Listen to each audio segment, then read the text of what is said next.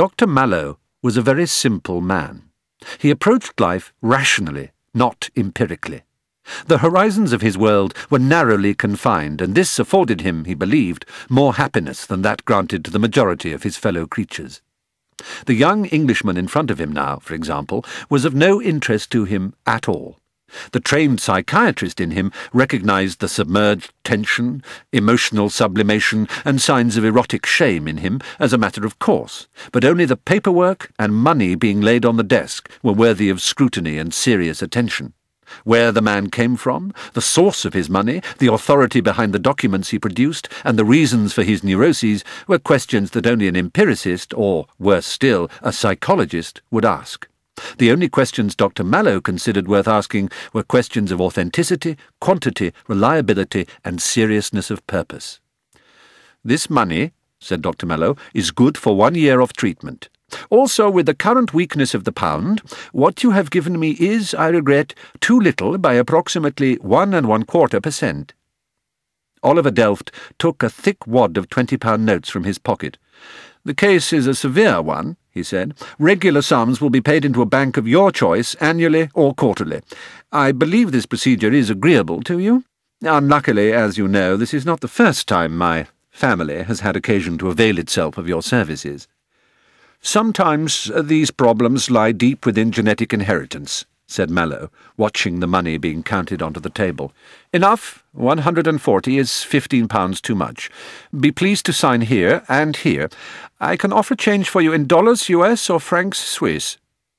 Oliver replaced the roll of money and took the proffered pen. "Dollars, if you'd be so kind."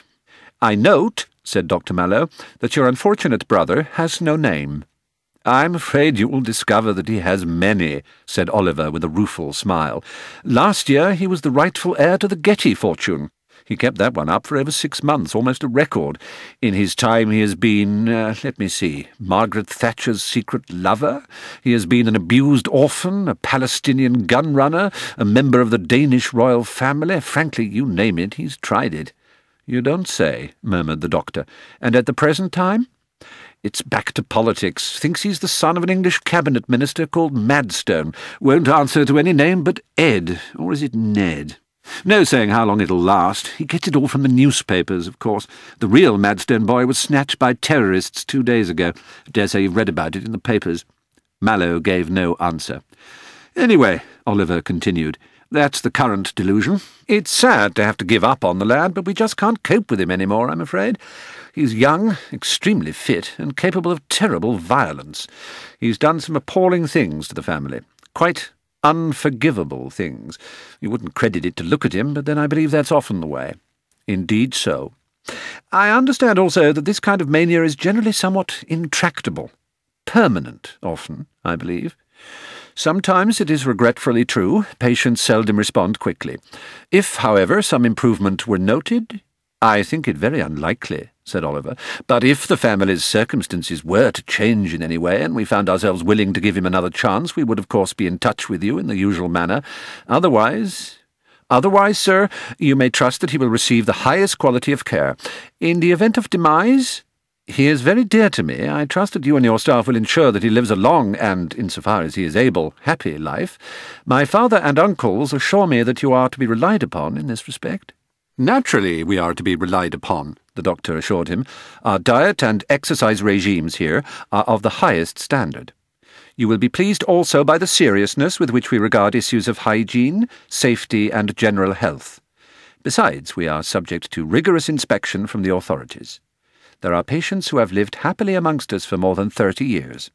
Indeed, we have 3 men who were placed here by your grandfather." "You'll find that the company and conversation of other people excites him," said Oliver, rising. "They feed his delusions.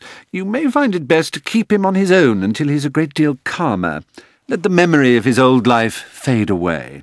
Of course, you may depend upon it. And when shall we expect the pleasure of receiving him?"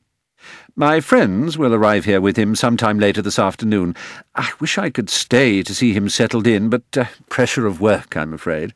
Really, I quite understand. If there's nothing more you wish to see, a car will take you to the airport directly."